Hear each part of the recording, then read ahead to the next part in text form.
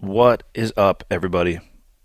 Cleared Hot Podcast, episode number, let me look it up to make sure it's right, 69. Here we go. My sponsor for today's podcast is an interesting one. This episode 69 of the Cleared Hot Podcast, is brought to you by Murder Book, which also happens to be a podcast, which is why I say it's so interesting. I've never heard of a podcast brought to you by another podcast, but I like it. So it is a new true crime podcast hosted by best-selling author, and by that 74 million copies best-selling author, New York Times best-selling author, Michael Connelly. They are supporting Cleared Hot. So Michael Connelly was a journalist. Specifically, he was a newspaper reporter who won a variety of awards for his journalism. And he's returning to his roots as a journalist, presenting a true crime podcast called Murder Book. And he's working with the same detectives who inform his novels and work with him on his TV show Bosch. And it explores homicide cases not covered by the mainstream media. So, season 1 of Murder Book is a telltale bullet, and it dives into the 30-year-old Hollywood carjacking gone wrong that tests the limits of the American criminal justice system, which, yeah, they're tested quite often. Now, with Murder Book, he also has a new book, because obviously he is a best-selling author. Holding the book in front of me, it's called Dark Sacred Night. They sent me a copy of this book, and if you follow me at all on these social media platforms, you'll notice I post pictures from all over the place, so I'm constantly reading. I knocked this thing out over a couple of flights. I obviously don't want to get too much into the details because I don't want to give you a spoiler alert. So it's a crime novel as well. I totally liked it. It's called, again, Dark Sacred Night. It's his latest #1 best-selling feature detective, Harry Bosch and Renee Ballard. And you can find it, and by it I mean Dark Sacred Night, wherever books are sold. So be sure to check out Michael Connelly's new Murder Book podcast. It's on Apple Podcasts, also known as iTunes, wherever you can get your podcasts, or 3 words here, Murder Book Podcast, all spelled normal but all smashed together. So 3 words made into one, murderbookpodcast.com. murderbookpodcast.com. If you go there and check it out, right now all they have is a short intro into what the podcast is going to be. So I suspect they are going to be building their offerings shortly. So check it out. My guest today is a madman named Jeff Provenzano, or Jeffro, or Fro, depending on how well you happen to know the individual. I was introduced to him as Jeffro, and I just assumed that was his whole and complete name for probably about 18 months. And then I realized it's Jeff Provenzano. But if you know anything about me, I'm kind of a moron, so that shouldn't surprise you. He comes from a background in discipline that is near and dear to my heart. He defines being an American professional skydiver. He's a wingsuit flyer, maybe not as much as me, but he's already better in a wingsuit than I am. It's extremely frustrating. Base jumper. He's a stuntman. He's got his SAG card. He's a member of the Red Bull Air Force. He is all over the place. And he was also inside of the skydiving world.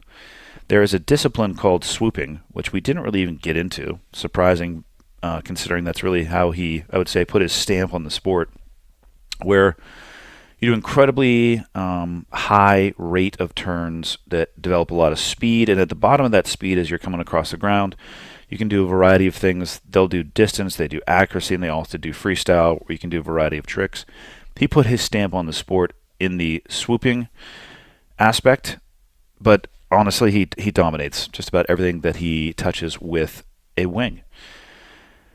20,000 plus jumps, member of the Red Bull Air Force, travels the world doing demos. He's gotten to do ridiculously amazing legal jumps that most people would get thrown in jail for.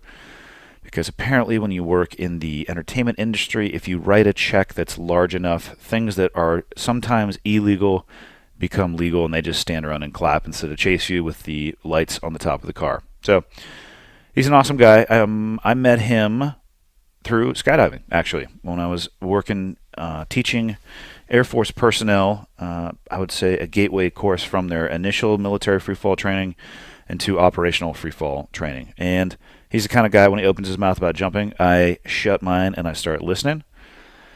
We talked about a bunch of content that he has produced. So if you go to the written description of the podcast, I'm going to have all of them in a clickable link format. And that's about it. That's all I'm going to say about Jeff Rowe. I'm going to let him speak for himself. Episode 69 with Rowe, Provenzano. Here you go. Okay, got the red smoke. Gun run, north or south, west of the smoke, west of the smoke. Okay, copy, west of the smoke. I'm looking at danger close now. Come on with it, baby, give it to me, I need it. Get cleared hot. Copy, cleared hot. You ready for the key start to podcast? You got to clap. No, I have to clap, but it's good. Can I clap too? It's good that you clap too. All right. And the reason why, so I just added the video component to it, and it's tough. The camera microphone is terrible. The audio from this is great. So you have to line up the audio from this with the video. So if you clap, it makes a big spike. Check. And then it'll spike on the camera. So you line the two up, trim it, sense. get out of here. That makes sense. You're a smart guy. I am not a smart guy.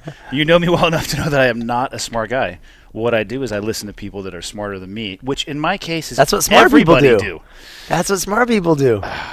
So I wrote a page actually today on my book. I was like, what do successful people do? What and I only could come up with like 3 or 4 things, and I thought I had like a million ideas. But you did not. And then, well, I don't know. Like I have bad memory. What were the 3 or 4 you came down with? Definitely write things down. I couldn't agree more with that. Write everything down. And I used to do that. I used to write everything down, and like from school and like just art school and everything in school, like just having notebooks and stuff. I used to write everything down.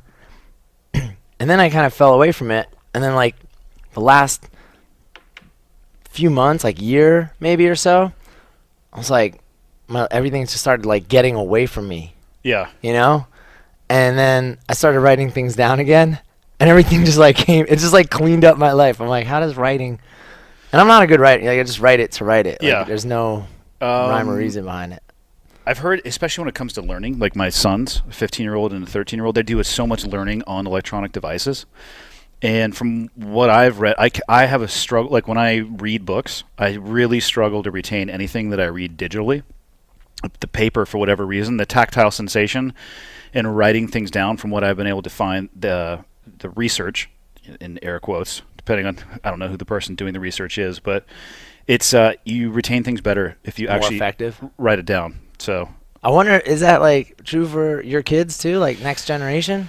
Is that just us I don't know. Older folk. I do not know. I don't think we have enough time with the devices to truly know the impact. But if you dig into it, and the only reason I am is because I think it's safe to say, I would say both of my boys, my daughter to a lesser degree, like they have an attachment to devices. Like I'll tell them, like, hey, turn the TV off. They're like, yeah, no problem. YouTube on their phone. I'm like, give me your phone. And then they're like, fine, Netflix on their Xbox. I can't, it's just a device to device. I can't stop them. And then I was like, okay, what's going on? This can't be good. And most of the research I can find is that the screen time it's not great, but I don't think they know whether or not in the long term it's going to negatively impact their cognitive development. So TBD. Nobody knows. Remains to be. I like writing stuff down. So I do a good amount of public speaking, and every time before I will do a speech, even if it's a topic that I've covered before and it's like an identical request from the client, I will write out the entire speech, and it helps solidify what I'm going to say. That's one key thing that I have found helps me. I don't know if it helps everybody, but for me, the physical writing it is huge. So you were writing before this, right? Try to like get this all before this podcast. No, I've known you long enough. We can just wing this one because I got nothing but questions. Because you're a fascinating individual, which is the point of the podcast, to sit down and talk with fascinating individuals, which is easy because I can just pester you with questions and you have to ask because that's the way this works. Is this working? Yeah, exactly. What else did you write down? Successful people. That they exercise. Agreed. Another good one. Even though I bet you we could find examples of people that don't. And I thought about that too. I thought about that. And I'm sure there's a lot of people that exercise that aren't successful also. Yes. I mean, Yep. if you go to any prison yard, I'm sure like all those guys are working out every day. I wouldn't have made that analogy, but I like where your head's at. Yeah. They're not that successful. It's true. Well, they have time on their hands. They do. Yeah. Exercising, just basic general like health and wellness. Yeah. Being aware of it and just trying to like live kind of a healthy life. You're pretty.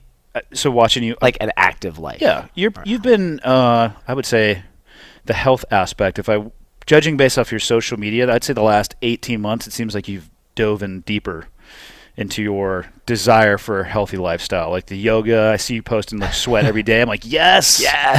no, I love it. Like, because people ask me all the time, how do you train? I'm like, most of the time I don't have time to train. I wish I could say I trained every day. I literally just try to make myself sweat once a day, which isn't awesome if it's a 5-minute workout. But what's really not awesome is not working out for 8 days, because then I feel like I can't start, and then it's like, you know what, I should probably eat chocolate cake to make myself feel better, and it's like, that just doesn't work. But that's what I do. Yeah. Or then a hamburger, and then a milkshake is usually chocolate cake, hamburger, milkshake. I'm cookies. Cookies are like, yeah. I'm crazy for cookies. But you're active. So Yeah. I'm talking about when I'm not active. Oh, yeah. What got you, have you always been like that? A little bit, like maybe not as intense as like the last year. What kicked you into high gear? Well, about a year ago, I had heart surgery. Not for any reason that I was unhealthy before that, but it was AFib. So AFib. Describe that, because you're It's- already past my knowledge base. Okay. It's basically like an electrical problem with your heart. No real rhyme or reason. There's theories of like why people get it and stuff. But Was it lifelong? Is it something you just genetically had? no, it just popped up out of nowhere. Yeah. It popped, and it can do that. You can just like kind of. So your heart was totally healthy, and then it just started beating, just irregularly, like just crazy, like animal on the drums. so you would like notice you were just laying down and your heart was going crazy? Not so much just laying down. So this is something. I don't think if I was as active, or if I just didn't do anything, A sedentary lifestyle? Yeah, I would have never known. But I went out for a run, and I'm like 200 feet, and I'm like, oh my god. So you were long distance running. I'm like, 200 feet. It's like that's ultra long distance for me. Totally. Like, I make it to like the stop sign, and I'm like, I stop running. I'm like, whoa, something's wrong. Like I don't quite understand. And then I even went. I was like, whether it was the gym or like yoga. I was at Bikram yoga, and I'm like, all of a sudden in the warm up pose, like the first minute, Yeah. I'm like laying down on the ground, like, oh my god, I'm about to pass out. I don't know what's going on. So it took a couple weeks of that to happen until I was like, maybe I should go to the doctor. Yeah. How do they fix it? There's several different ways you can fix it. The way they fixed it for me was surgery, a surgical procedure. It's called a catheter ablation. Okay. They basically just poke holes in your femoral artery and they just shove tubes up through so there. they went through your leg. They went through so my you leg. were probably conscious. Yeah. I don't think I would ever be a fan of that. Like, Oh even my though you God. guys could do this while I'm conscious, can you please hook me up in like a little? Yeah. Can I have a little bit of night sauce? Yeah, no, I was asking when I was when I got rolled into the operating room. I actually asked that. I was like, we're talking about that, and someone said like, no, people do this procedure awake, Yeah. and I'm like, yeah, but I'm not going to be awake. Yeah, I don't want to be one of those people. Yeah, I don't want. And they're like, no, you're going to sleep. Okay, good. Yeah, and it was a 4 or 5 hour procedure. Wow. And they just like cauterize they burn your heart. They burn the nerves and the tissue that are basically kind of sending out these erratic It's just a misfire signals. in the electrical system? Misfire in the electrical system. Happens a lot. Like, actually, the nickname is athlete's heart. I don't know. But you could, like, babies can have it, old people, like, everybody. Athletes hard because athletes maybe work their heart harder? I think there was a period where they saw a lot of long-distance runners, swimmers, cross-country skiers. They were popping into AFib. So I think it kind of got the nickname from that, but Yeah. really, like, anybody can get it, fall into it. it's a possibility. My theory is from what I've learned, like definitely because I was a big runner before. Yep. For sure that, is a possibility. And have you ever worn a heart rate monitor when you're skydive? I have actually. It's really interesting. How so? Like, at least for mine, maybe I just freak out more than most people. Mine stays relatively kind of baseline. Huh. There's no way that you should have an elevated heart rate with the experience that you do. Not on a normal basis, but like when things go, like if little things go wrong, like the things that like on a jump that are like, oh my, and then define little things for you, because little thing for you on a jump and little thing for me on a jump might be different things, given the difference in experience level. Okay, so the time I wore the heart rate monitor, I was in Moab, Utah, and we're with my team, Rebel Air Force and Miles and everybody. Which is a section of the DoD most people don't know about. They don't know that Red Bull has an Air Force. It's the Army, Navy, Air Force, Marine, Space Force, Red Bull Air Force. So there's actually 7 branches. Yeah, that's it, basically. I actually stole that from Miles because he was getting asked somebody was asking him, oh, did you ever serve? He's like, yes, sir, in the Red Bull Air Force. I died laughing. Of course, he told him that he was joking, but I'm like, I'm stealing that from you. People think about it. Like, people legitimately, like, they're like, no, really? Red Bull? Wait, so you're in the Air Force? Or, wait, what does Red Bull have to do with that? They get confused by that name sometimes. Like, you're better off in that situation just saying yes and walking away. Say yes and just leave. Yeah. Yeah. I usually just say I'm on the Red Bull skydiving team, to like a woofo. Yeah. It's like, that explains what I do. But anyway, yeah, we were there, Utah, and I was wearing this monitor, and we're at higher elevation. I don't know, 4,000, 5,000, 6,000 feet maybe above sea level. And actually, we're in Castle Valley more specifically, and jumping out of a helicopter with a Petra 64, which is like for people who aren't listening, Petra is who makes Icarus? Yeah, New Zealand. It's a skydiving wing that goes over your head. 64 is the square footage size. Let's just say that's on the smaller side of the house for the smaller canopy. Side. Yes, I'm sure there are people who jump smaller. We'll get in. We'll dive into the skydiving stuff later so we can get there. But it's a very high performance canopy for extremely experienced jumpers. Yeah, very very few. I mean, there's not a large market. Yeah, they probably make 10 a year. Yeah, actually, I got a new wing, and they made 50. The Slaya, there's number 28 of 50. I was like, oh, they only made 50 of these. That's it. Yeah. So anyway, small parachute. I got like 30 extra pounds on me. Weight belt, which improves your performance under the wing and makes you go faster. Makes you go way faster. Yeah.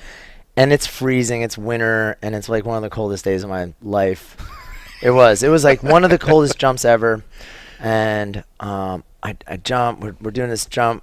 Was this for a commercial? It's actually, if you go on YouTube and check out Red Bull Chain Reaction, that was the final product. It was like this whole thing. I'll put a link to that in Kirby the podcast episode. And all the team and airplanes and helicopters, and we kind of and race cars too. And anyway, we do our thing in free fall, and I roll over to open my parachute, and I'm like, where the hell am I? I'm like, oh my God. I mean, I'm not lost. Yeah.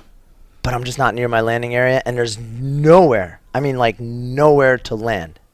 So, all right. So we got to describe this further, because the world is a drop zone, unless you have a canopy that is small and so fast that you can't shut it down. Like a base rig, for example, like a big 280, you could stuff that on a postage stamp. You could bring it in vertically. Yeah. So for people listening or thinking about this, that's not the canopy you're jumping. So you need space because you have to land this ultra fast wing. It's like an airplane with no down. power. Yeah, you need to have a certain amount of runway. And that's not awesome when you're looking down at boulders and micro terrain and valleys. Yeah. Which is basically what I'm assuming you were looking down at. Yeah. I mean, it was just, like if you ever you've been to Moab. Yeah. It's insane. It's like the moon. Yeah. It's super red. It's super high desert. It's like Mars. Yeah. So right at that moment when I was just like, oh my God. And my plan was, if I wasn't able to make the landing area, I had a plan. I was going to ditch the weight belt, I was going to cut away and open my reserve, because it's twice the size as a 128 reserve. I'm like, which makes a huge difference in that environment. I was going to all right, I might survive landing in here with Yeah. In that moment, my heart rate spiked so hard instantly. It was like sitting on the couch to like 200. sprints. Yeah. You know, and then the minute, like 5 seconds later, I'm like, oh, I got this. I totally got it. I could see like my glide angle, and I'm like, oh, I'm gonna make it. I'm gonna barely make it, but I'm gonna make it. My heart rate just went like straight back down again. Yeah. So I just wonder, like, how many times? I mean, 25 years of skydiving, 20,000 skydives. How many times is this like? Yeah. You don't really experience that, you know, on a regular basis, like in life, like doing other, like, you know, driving to work or whatever. I would say jumping for me, the time, I bet you, I haven't worn a heart rate monitor a bunch, but I would bet the times that my heart rate was the highest would be when I was teaching other people and worried about their performance. Like, I'm not necessarily, I'm sure you would probably agree, like, if you get 10 years into the sport and you're active, you're probably not worried about cutting away your main parachute anymore because you've probably experienced it and you go, okay, like, this isn't that big of a deal. These are designed to open. If I execute my procedures, I'm going to be okay. So you probably have a few cutaways, so if that happens, you're prepared for it.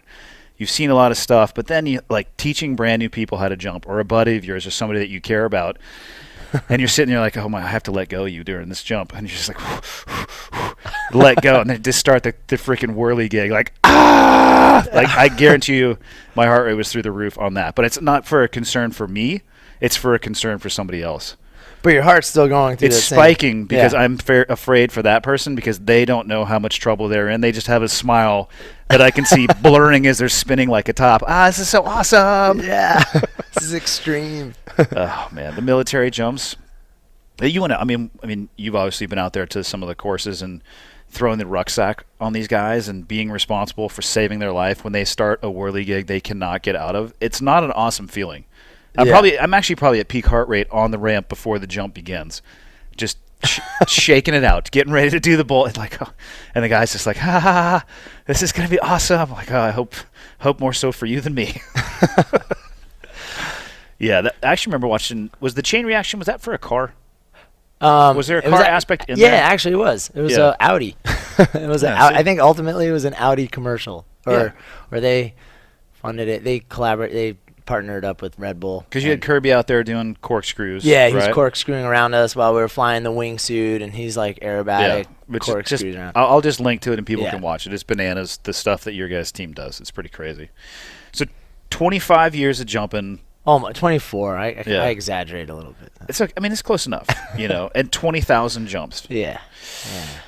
That is quite a bit. How did you start jumping? How did you go from Jeffro, I have never jumped. Point Break. Stop it. Fly like an eagle, Johnny? Dude. Yeah. That was like the best movie ever. I'm not going to lie, it was. And Swayze's doing his own stunts out the door. I mean, the Sways, I know. I mean, like, man. That's one dude I never got to meet or jump with, and I wish from the people who I have heard who had interactions with him, they were all positive. Yeah, I've yet to hear anything negative. Same. That's all I've heard. Yeah. So you watched Point Break. Well, I mean, let's go back even farther. Where'd you grow up? I grew up outside New York City. Yep. Yeah, suburbs, and you know, I was always like drawing and painting. I was really into art and skateboarding, BMX, stuff like that. Just like I always enjoyed all sports. Yeah. But I was definitely more into skiing, snowboarding, skateboarding. In New York? Is there a lot of that? Vermont, you know. Okay. I used to drive. Vermont, up by the rich kids? I don't know. I'm actually not sure that there's rich kids. It just sounded like the right thing to say. Yeah. It's an awesome state, actually. Vermont. I mean, if it wasn't so damn cold in the wintertime. Yeah. It's really beautiful up there. I just did a cool project this last fall in Vermont and got to jump over the foliage. Oh, that's got to be awesome. Like as it was changing colors. Way northern Vermont too. Yeah. Like just like the peak of it. I mean, a day later, it was like over. Wind came, rain came, leaves were like half the leaves came off the trees in like one night. Changed the landscape completely. So fast. It was crazy. So timing a production crew, a bunch of jumpers. That's a lot of moving pieces. Yeah, and it was like, okay, wait, next week. No, never mind. 3 weeks from now, it'll be peak. You know, and the dates kept moving, and then it was like, all right, everyone book their tickets. Is the project out? Yeah. What's it called? I got a link to all this stuff so people that can watch one, it. just called Fall Swoopers. Wasn't as big of a production, I'd say, as Chain Reaction. Yep. Chain Reaction, had the whole team involved and everything. Everybody, like Miles was doing gainers off the, what do they call that thing? The Fisher Tower. Fisher Tower. There it is, yeah. Shocker. Miles gainer. Yeah, opening dirty low. I was standing at the bottom watching. I was like, oh my God. That's a topic in and of itself, that he's such an awesome dude. All right, so you're New York. You're growing up. So, I was just always like, just chasing these like more adventure type sports as a kid even. Of course, Point Break comes out. Oh, yeah. MTV Sports. I don't remember. You remember that? Dan Cortez. Yep. By the way, like I've been trying to reach out, find that guy. I just want to thank him for like inspiring my life. Yeah, he was awesome. Setting you on your course. Send him. I tried throwing him some DMs. He doesn't even look at them. I believe you can see like it says seen. Yeah, he didn't see it. I believe they call that sliding into his DMs. I was trying to slide into his DMs. There, I don't actually know what that means, but I've heard people say that. Yeah. I think So yeah, I mean that was it, and I mean that was like Point Break. I was like, oh my God! And so me and a couple buddies from high school were like, oh, we have to try this. So summer break. Yep. Like Yellow Pages, no Google or anything yet. Yellow Pages. We're like, oh, we're skydiving. Oh, there's a place an hour and a half from here. Let's go. This is the ranch. Yep. In Gardner, New York.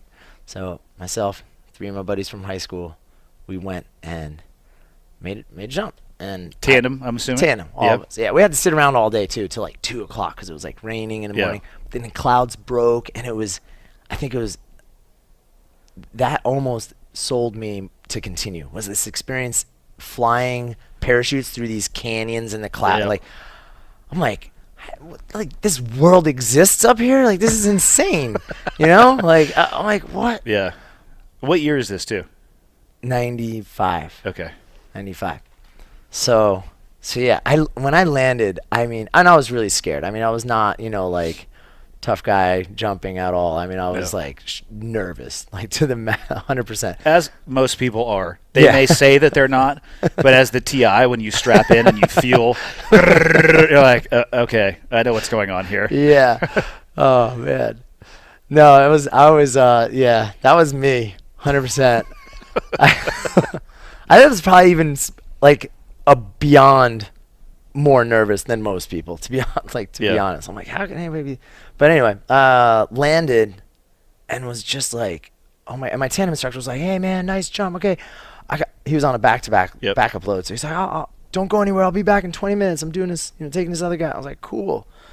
And I just went for a walk for 20 minutes, like out in the forest and stuff. And I was just like, what just happened? I had to like kind of just needed like a minute to like let the adrenaline settle and just like take it all in. Well, it's an overwhelming that's probably the most common thing with people I see taking people for their first jump. There's so much sensory and tactile input that they get to the ground and you can tell that their hard drive is blasted. They're completely full. Fried out. The Apple scroll wheels are going. They're just like, that was so awesome. And the rainbow wheel? Oh, totally. Spinning. And but they're happy, but their sensation cup is so tipped over and just dumped out that they need some time to come back out of orbit. Yeah, that was me. I needed some time. How'd your 2 buddies like it? One of them liked it a lot. They all liked it. Yeah. We all liked it. I just, I was the only one who was like, well, actually, one buddy came back and did level 1 with me, AFF. But, and then he stopped. But, I couldn't. From that day, from that jump, you knew that was the path for you? That was it. I don't know if I knew it was the path, but I just knew I had to do I think I just knew I had to do one more jump. And then after that one, I was like, all right, let me do this one more time. And it was just like, because when they give you your first logbook. Yeah. It's like enough to fill up 100 jumps. The little blue one? Exactly. It was a little blue one. And I'm like, oh man, I'm looking through like seeing how many pages are in it and I'm like, oh, there's like 100 pages in it. I'll never fill this thing up. I'll never fill this thing up. But every time I landed, I was like pretty sure I wanted to go back and do it again. And I was broke. I was like in college in New York City, art school, like just no money. And, so I basically would do 1 jump a week. I go work, deliver pizza. I worked Which at is an a ad super hard agency. way to make it through AFF. Oh God, yeah. This is pre-wind tunnel time. You're trying to learn. You could get to describe to people. Imagine sitting in a classroom with a whiteboard, and you learn about a whole bunch of stuff, and there's no way to actually practice it the way it's going to feel like there is now, where you can just get in the wind tunnel. Yeah. You go into an airplane, and you have about 60 seconds to either do it correctly or not. It's one of the most challenging learning environments I think that there is. Yeah, and then do AFF in 2 months. Yeah, that's not the way to go. Most people do it in a weekend so they can go jump to jump to jump to jump. Yeah, so they can learn and like apply those lessons real time, real quick. Yeah, no, I would do a jump, and then I'd have all week to just like hype myself out about the next jump and just, get all anxious over it and just freak out. And then by the time I'd show up to do the next jump, I was just shitting in my pants like, oh man. Yeah. So Would you say you were a good AFF student or a bad? I was like mediocre. Yeah. I was like in the middle. I had to repeat one level. Which one? I did too. Like level 3 or 4. It was one of the ones where you had to do the turns. The turns. I had to repeat the exact same one where the instructor lets go and you have to turn, and I just couldn't do it. I could turn, but I didn't. I just kind of drifted to a stop. Like I did an extra turn maybe or two. It wasn't like a spin, It wasn't like, oh my God, he's out of control, go save him. Just wasn't precise. And he didn't. But nobody really. I didn't really understand that you had to like counter input. You put an input in to move in a direction. We have to counter and do an opposite input to stop that movement. So I just, I just carried that momentum and just kind of like slowly came to a stop. Yeah. So he was like, yeah, we're gonna do this jump again. I was like, dude, awesome. That's like $200 more. See you next week. Damn. I had to borrow $200 from a guy I was working with to repeat mine because I had just enough money for AFF, so I had to borrow $200 from a buddy. Oh, that's awesome. No, it's actually not awesome. No, that's awesome. You had a buddy there. I didn't have any buddies I could throw $200 at me at the time. I did not learn free fall in the military. Oh, I didn't know that. So I went to static line, which was part of the pipeline, and went from my heels to the back of my head multiple times and said, this sucks. And then had a boss who just loved doing jumping. So we had 2 weeks of air ops, and he loved it because they were riding to 13.5 in a C-130, and I was exiting at 800 feet on a round parachute over and over and over again. And so I'm looking for my femur and ankles on the ground after I land. And they're coming down, hooting and hollering and telling me all these tales of the things that happened in free fall. And I said, screw this shit. And I went and found Skydive San Diego and went through AFF. That's awesome. And then I ended up challenging the military course. I don't know. I had about 500 jumps, I think, when I went back through. Oh, wow. Yeah, so that's how I became military free fall qual, was through paying for it on my own because I wanted to. I could have waited, but it was my choice. But I was like, on the C-130, the left-hand side as you're getting in was the static line. The right-hand side was the free fall. You're probably like the only person that like in the military that ever went and did that. There was more people in my class, but like went out on their own to pay for it. Like even knowing like, yeah, you're going to do this for free. I was tired of being on the left-hand side of the aircraft because it hurt far too much. Yeah. And yeah, the right-hand side seemed like the better one to be on. So I just said screw it and dove into it. I loved it. I was like, all right, this is kind of my jam. I like this. But yeah, what do you have, like 4,000 jumps? Like just over 7. 7,000? Yeah. Wow. Yeah, but I've been jumping about the same amount of time as you. So it's not that good. I go wow when you tell me how many jumps you have because 20,000 is a lot. But you work in the sport. I try to tell people 7,000. They go, oh wow. And I'm like, yeah. But if you work in the sport, like 7,000 is going to be on the lower end. I'm a casual jumper, and I jump far less now that I'm up in Montana. But I mean, I filled up that 7 pretty good. I've had some interesting experiences. That's a lot of jumping. Yeah, outside of the barriers of an aircraft.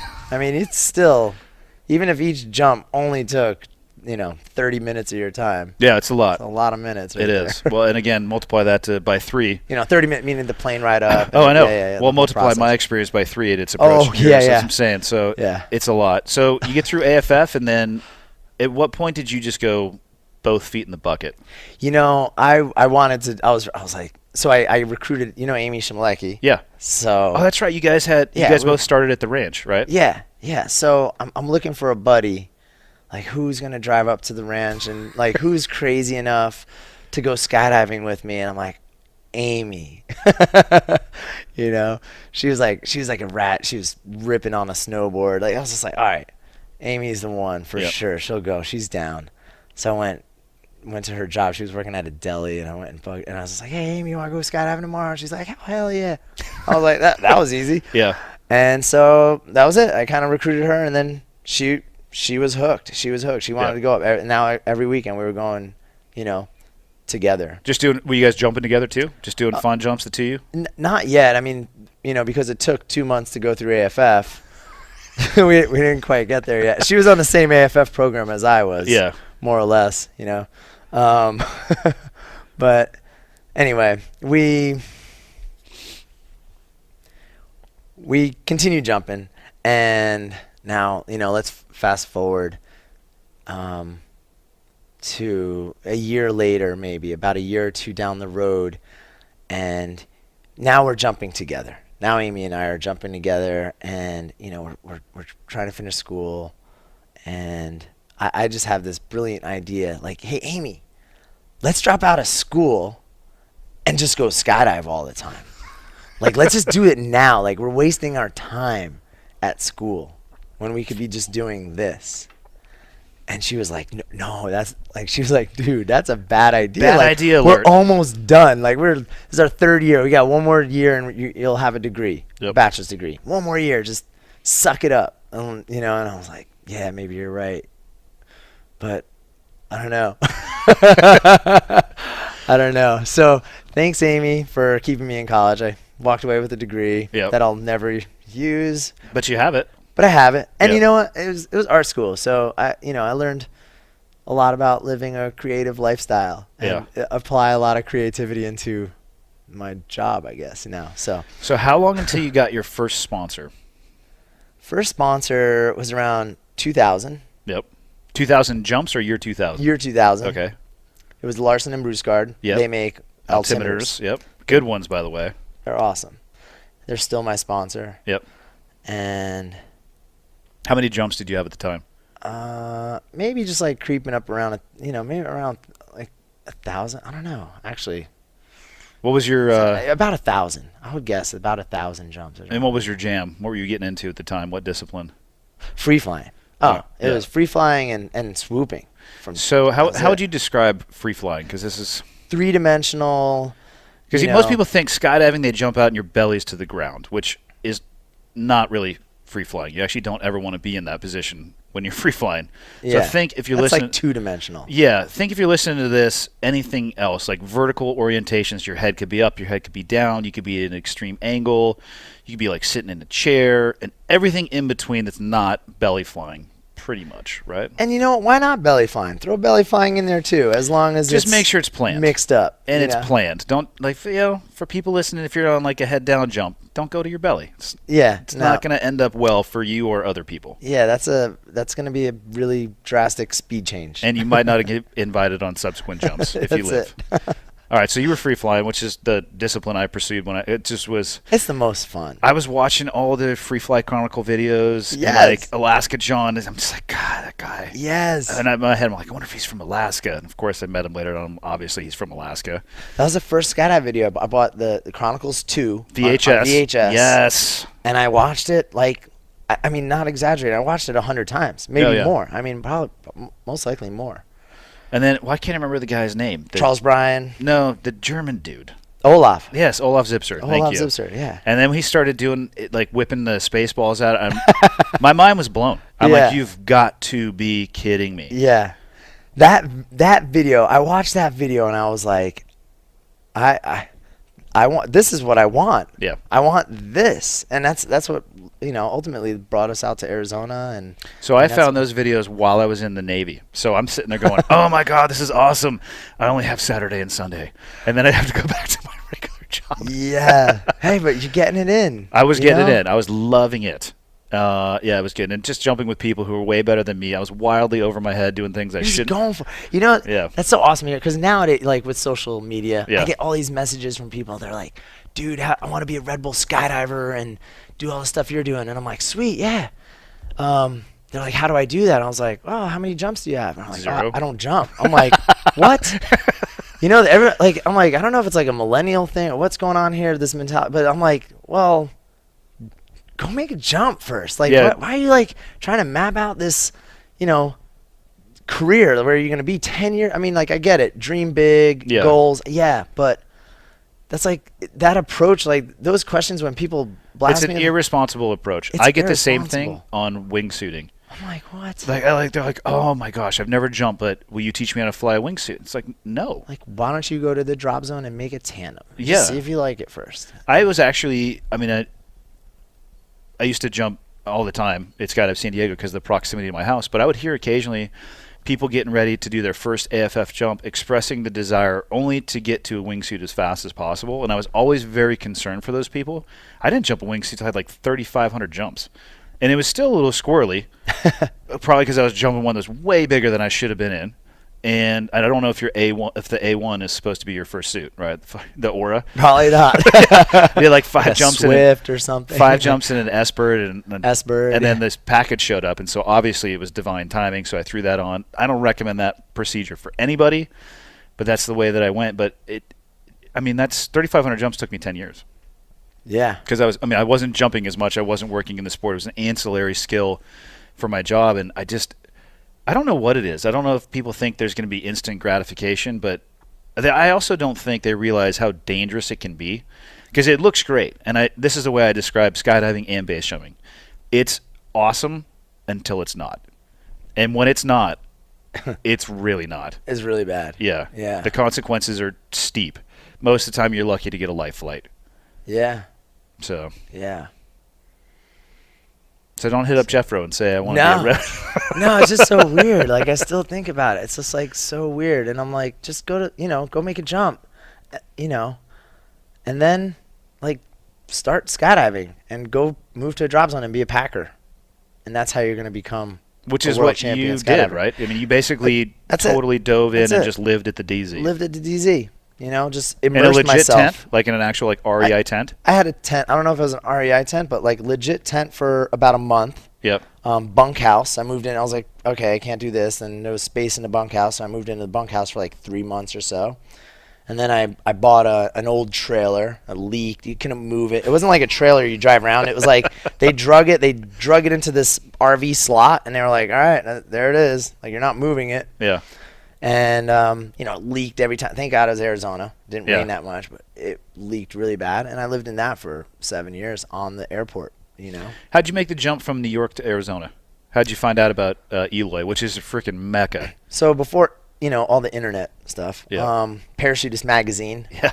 Airspeed, Arizona Airspeed, Yep. the world champion skydiving team. This is their home. Like and I'm year after year, dominating skydiving team. And you flip every page in Parachutist, especially at that time. It was like every other page was like photo by Mike McGowan, photo by Mike McGowan, photo, and you're like, and every picture was like photo by over Skydive Arizona. I was like, oh my God, this is the place, Amy. This is where we need to go.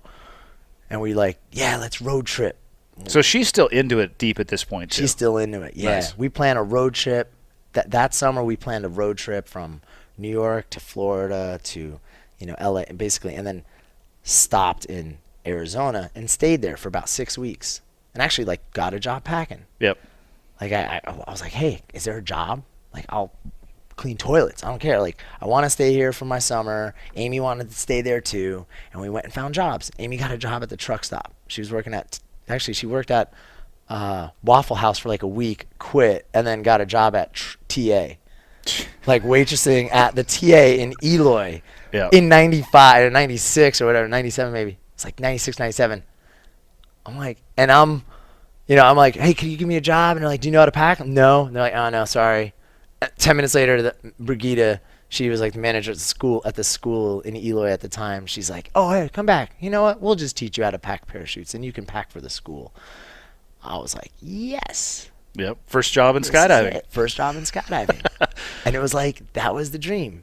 Amy and I, we just, and it's just like, oh, man, I've been on like that whole thing about just setting goals and all this. But it's like, that's right there. You just got to go after it sometimes, and not worry about, just put 1 foot forward and just keep going, right? Like not worrying about becoming on the Red Bull skydiving team when you have 0 skydives. Yeah, perhaps you should research if your state has a DZ. Which I think almost all of them do. I think all but one does. Like and I don't North know. Dakota, maybe? Yeah, it's somewhere in like the flyover states. Yeah. Yeah. The flyover states. So you get to Arizona, you just start cranking, I'm assuming. I try to crank as much as I can. Full ramen, top ramen diet for like that was it. I didn't even question it. I didn't even care. Like I was like, food, what? That wasn't even a thought. Yeah, like you're I was making economic decisions at that happily eating ramen noodle every day. point. Yeah. Like super stoked. Might switch it up with like, a bowl of pasta. Yeah. That was like pretty cheap too. Yeah. So yeah, I mean, just every penny, every thought, it's just everything just revolved around skydiving. If I didn't have enough money to jump that day, I just watch people land. Yeah. I'll just watch people land all day, and I'd go and listen to Airspeed's debriefs, and That listen had to to them. probably been pretty awesome. And yeah, I'm like, oh wow, this is how a world champion team, skydiving team, operates. Yeah. And they were super cool. They're always like, oh Jeffro, come, because you're like, they'd see me like in the back of the hangar, like, and they're like, Jeffro, come over here, just sit down, like in our briefing. And they were super cool like that. They always are. And I've been around them a few times just because we were at the tunnel so much. They're always cool. But I always love they are not a laissez-faire team. They are almost militaristic in the way that they approach their training.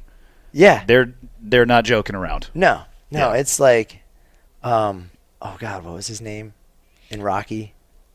Rocky Balboa? The other one, Stallone? the Russian. Oh man, if you hadn't asked me, I'd have been able to tell you. Damn it. Well, they train like, his training program. It's just like, Pretty much, yeah. Oh yeah, fully scientific based. yeah. And this is still all pre-wind tunnel time, right? yeah. God, I can't. It's so hard to describe to people the difference that the wind tunnel has made, like how much it can accelerate your learning curve, and how. Okay, no, jump into the cone of air. Okay, get out. We need to talk about something. Yeah. Jump like that doesn't happen when you're skydiving. Yeah, no. Yeah. Tunnel has definitely changed the sport. It's changed the, where the sport is on a, technical like level of flying. But it's also changed the culture, I think, a lot too. Yeah, for better or for worse, would you say?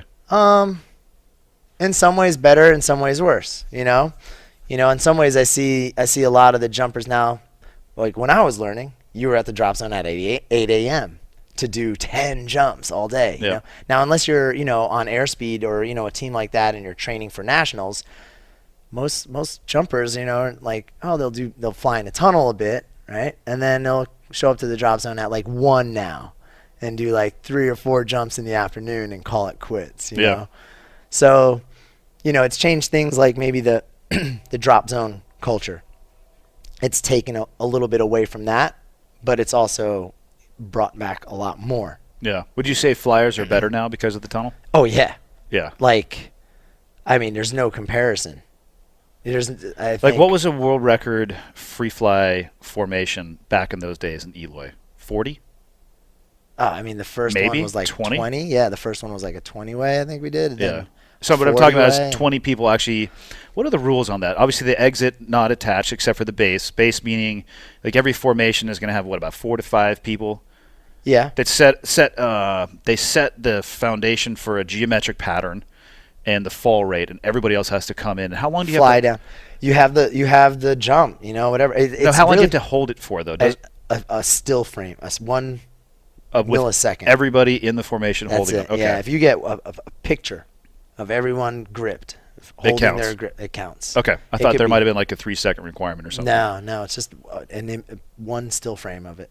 Wow. Okay. Which is kind of like, when you do a record sometimes and it's a 1 second record like that. yeah.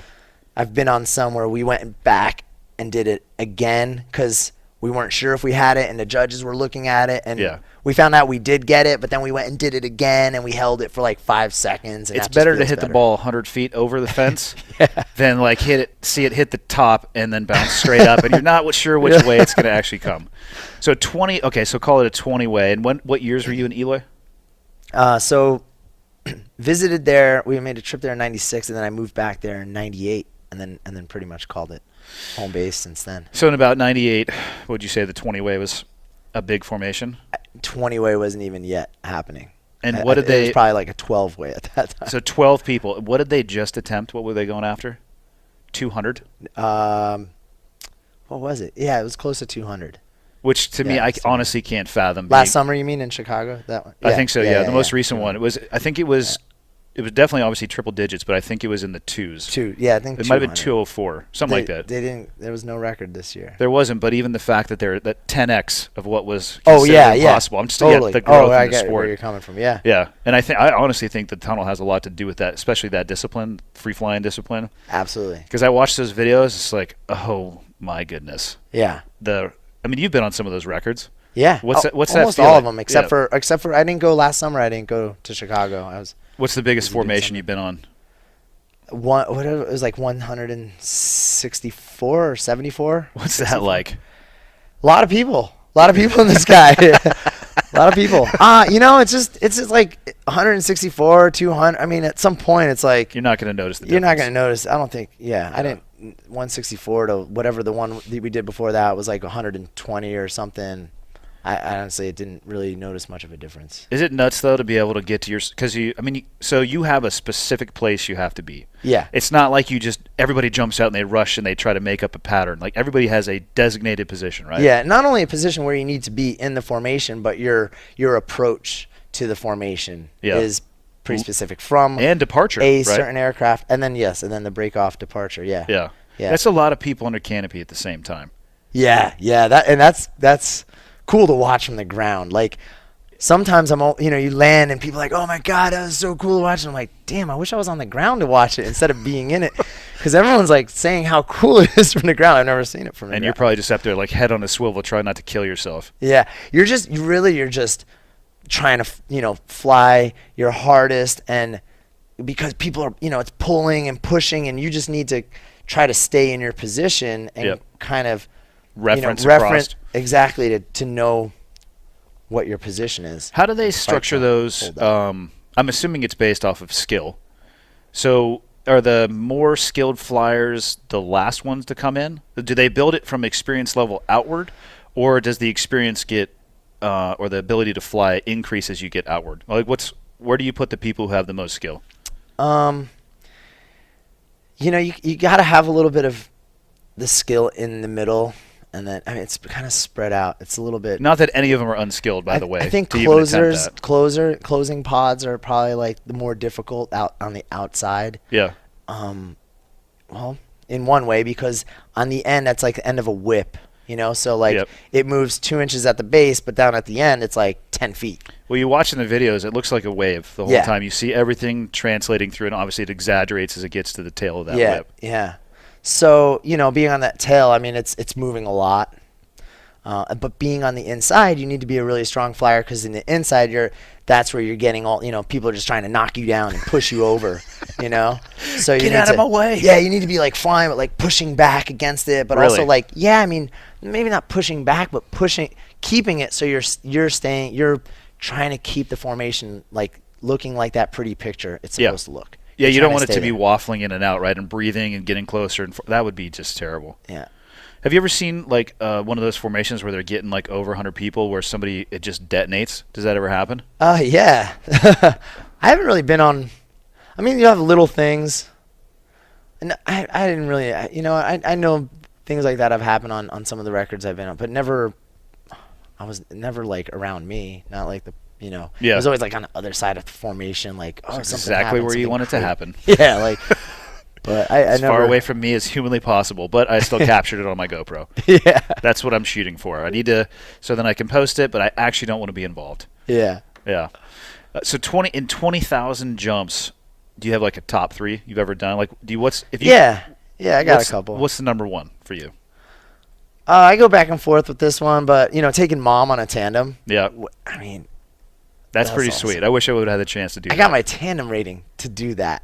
Did you really? That's awesome. I was like, Mom wanted to jump. I'm like, you know what? It'll take me about a week. It's about a week. And some bad weather days. It probably took a few more days because we got rained out a few days. But it took me a month because I went through the military tandem course, which is a little bit more robusto. Yeah. And we were also pushing refrigerators out the back of airplanes because that's a good idea. Yeah, why not? Yeah. Let's do that too. Yeah. Yeah, taking mom was awesome. What else? Wingsuit flight over New York City. I knew it. I was going to ask you about that. I mean, first off, how restricted is that airspace? It's Is there any other than probably DC over the White House? I doubt there's an area. There's another one I got to do too. Did you really? Well, not right over the White House, but inside there's like a red circle, no-fly zone. Yep. And then there's a red circle within that red circle. Yeah. I got to jump within the red circle within the red circle. Because you guys are part of the DoD. Air Force, that's man. what it is. Seventh wing. I mean, no. It's the seventh dimension. No Tom, Dick, and Harry is going to get 7711 approved to jump into the inner circle. Like, it's not happening. I can't believe it. Miles was allowed to jump in there too. I mean, well, that just they let me in. That just proves that they're not doing their research, because Miles should not have been allowed near the White House. Knowing him, he probably would have tried to like swoop the roof and kick off an antenna or something. Woo! Yeah, just change the plan mid jump. Like, wait, no, it's just the White House. Let's just go high five. And he'd be like the trying to high five Secret Service as they let the dogs loose on him on the grass in front. He'd be like, "Why? What's wrong? This is yeah, man. How did you guys get that approved? Do you just talk to the right people? I had nothing to do with the approval process of that. The New York jump, I was more involved in. The DC stuff, I got to put that video up too. DC stuff, I had nothing to do with that. It was just like, you made a Miles Above episode out of the New York one, right? Yeah, that was season 1. I don't know what episode. I forget. I'll link to it so people can see it. It's an easy click. Yeah. That had to have been, because you guys went over the Freedom Tower, or right next to it, right? Yeah. Yeah. Man. Epic. And on the most beautiful, like, late May. It was like May 20th. So great weather. Perfect. Just perfect. Early morning. I mean, one of the coolest jumps ever. So how hard was it to get permission for that one? Very difficult. It took years, maybe 5 or 6 years to get a jump over the city.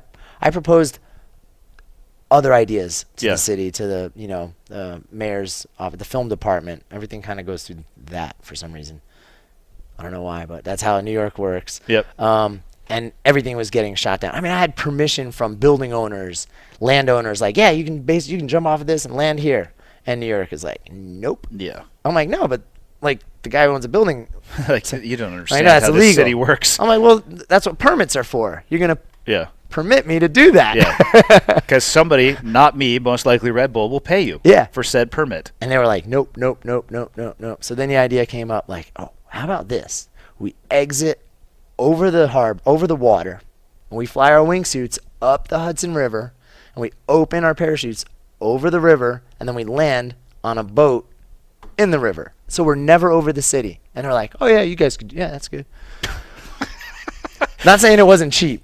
Yeah, or easy. I mean, I definitely know it wasn't cheap. And I don't want to, like, blurt out how much it costs. I don't want to put Red Bull on the spot on that one. But that was money well spent, I would say. Yes, thank you, Red Bull. So my dream jump is take my American flag suit, which is based off of a high-res picture of the shoulder patch that I wore for 10 years, top of the Freedom Tower, and let me send that on a base jump and land at the 9/11 Memorial. Like building top or spire top? Spire top. Yeah. Send it. I think I can get the suit moving before I'd hit easy. Yeah, that's what I'm saying. Yeah. Well, not easy, but you could. I get it done. I mean, I'll do a little bit of training just to make sure. But and then like bomb out and just come back around and fly as far as I can, open up and land in between the two memorial pools. That's like dream jump. And there's pretty much no chance that'll ever happen. Yeah, I don't think. Like less than 0, which is an impossible number, which is why I think that's the number. Because they're never going to let me do that. Base jumping in New York City will never they're just... Has it always been like that? Always. Base jump, it's always been... No, actually, there was a dude back in the day. There's this dude, There's always a dude, yeah. If you Google this, Thor, Norwegian base jumper, New York City. This dude, back in like the late 80s or 90s, I don't know. Might have been late 80s. Yep. He shows up to New York, and he's just jumping off of everything. They don't know what to do with him back then. They're interviewing him in landing area, like in the street when he lands. They're like, "Oh my God!" And he had like 200 base jumps, and he was like the most, and he just best base jumper in the world at the time. He just pillaged New York. He jumped off of everything. He jumped off all the iconic buildings. Yeah. And no one, they were like, "Huh? Well, there's no law. Like, we can't really arrest you." They didn't know what to do with him. Yeah. So he just came, jumped everything, and left. So it wasn't always like that, but... Well, I don't think Jeb helped very much. Yes, actually... I'll say it. You don't have to. No, actually, you're right. Jeb did not... Speaking of Jeb Corliss, for those of you listening, let's just say he was involved in some high-profile activities that really slammed, I think, the legalities of New York down. Yeah. Oh, it's all over the newspaper. Yeah, I mean, It's on the cover of the Post. He tried to get the Empire State Building, right? Made it over. He went. Check this out. He makes a base rig. So in all parachute systems, there's going to be some metal, whether it's in the leg straps or if it's a skydiving rig, you're going to have actually a bunch of metal. But for a base rig, you're still going to have, some people still use the metal links because they don't want to move forward into technology and use slinks. But so he made a totally fabric base rig, so no metal. Got a fat suit. I love that part. I think he was wearing the base rig under the fat suit, right? I don't know how it was all set up, but Yeah. I knew there was a fat suit. So he got into a fat suit because he is a known base jumper, and I think he's pillaged some stuff in New York previously. But I doubt a security guard is going to have his picture there referencing anyway. This is him. Yeah. So he got a fat suit. He disguised himself, made it went into the bathroom at the top on the observation deck. So I've been up there. And it's smaller than most people think, right? Because you see stuff on TV, like, oh, it's huge. It's not huge. Goes into the bathroom, gets ready to go, goes outside, climbs over the fence, and an undercover cop, an off-duty cop, grabs him. Through the fence. Held onto him. And I think he cuffed him to the fence. He did. They eventually cuffed him to the fence. And Jeb's just like, being Jeb, a psychopath. And that all can't of be comfortable, though. I mean, that's almost more dangerous. Not letting him just jump at that point, but they don't know that. They don't. I was going to say the guy might have thought he was trying to commit suicide. Yeah. Who knows if the cop was aware enough to realize he had a magic backpack. And you know what? The cops in New York, they deal with that a lot. I talked to some of my cop buddies, and I'm like, we were talking about base jump, and they're like, man, you know how many, calls we get every day, and there's not that many. Like yearly, there's only like 10. Suicides by something about 10 successful suicide jumps a year. That's actually a lot. But there's like dozens and dozens of threats and calls, and they just deal with it on a regular basis. That's got to be tough. And one of my buddies, I climbed up the Brooklyn Bridge one time with some of the NYPD guys, and we're on the top, and he was telling me a story. He's like, oh, this one time I had to, I was up here. I'm like, oh, like up here, and he was like, yeah, I had to talk this guy into not jumping. He was like on the edge of this. At the top of the bridge, I was like, not the where the cars go, but no, you're the talking top, the tippy top, the suspension, the suspension, yeah. Nuts. So so Jeb doesn't get to jump. He doesn't get to somehow jump. They got him back over that fence. Yeah, which they would have had to uncuff through the fence. I don't know how they did it, but call him up right now. I don't want to talk to Jeb. Actually, Jeb doesn't know who I am, so it's perfect. You can call and talk to him about it later. It's so he didn't jump, and then that was, like you said, front page of the Post. And I think that's about the time where New York was like, we've had enough of this crap. Because isn't it a felony there now? Yeah, and here too. So, we're sitting in Las Vegas because, people used to do the same thing here. I have so many stories of people trying to jump the stratosphere. Well, the font blue is right around here somewhere. Mountain blue. Yeah. Which I knocked a couple off of there. Yeah, allegedly. It's hard to say. Yeah. Hypothetical situations. Yeah. But, so that's how cities get around it. They're like, oh, you want to play that game? We'll put a capital F on your record and change your life. Yeah. So... for jumping with a parachute, it's just like pretty harsh. Yeah. All right. So you have your mom's jump, over New York. What stands out after that? These are just videos I'm going to put. You don't get to cheat. This is the stuff you already said. Oh. New York, mom, and wow. I mean, there's. I had one on the top of my head, like right on the tip of my tongue earlier. And you were there with Luke, right? Oh yeah, that was something else too, right there. I'm gonna imagine that jump was more about him, but you're sitting there in the plane. So Luke Akins is the guy who partnered up with Stride Gum and jumped out of an airplane without a parachute and landed in the net. Yeah. But you guys, so what was the role you guys were serving? Were you like safety? Yeah, kind of. I think just moral support. To be honest. About all you could offer. I think when we talked about it with Luke, I mean, Luke was like, man. I really want to I'm going to bring you and Andy and John, like he had mentioned, he's like, I need some of my bros there. Yeah. And he was working with, all sorts of like nutritionists and trainer, he was like really ramping up for this stunt.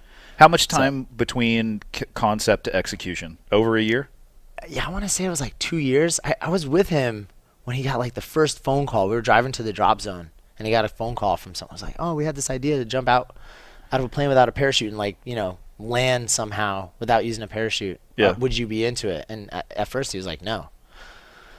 And then he just kept thinking about it and thinking about like, how could you do Yeah, this? it starts your mind down a path of figuring out what is yeah. impossible and what is not. Yeah.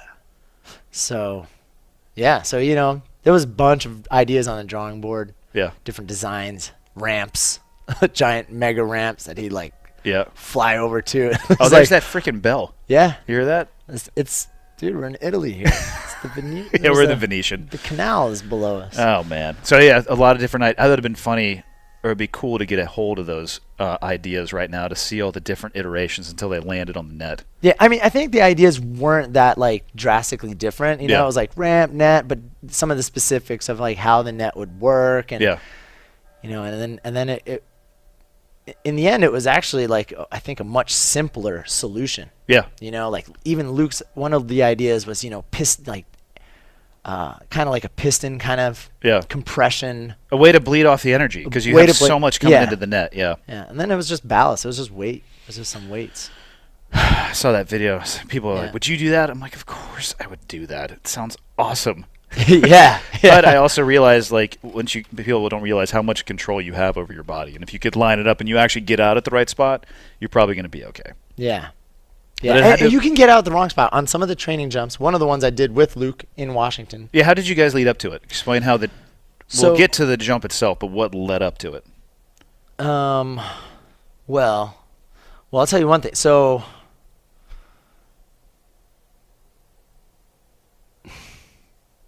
I don't know. I don't know where to start with that really.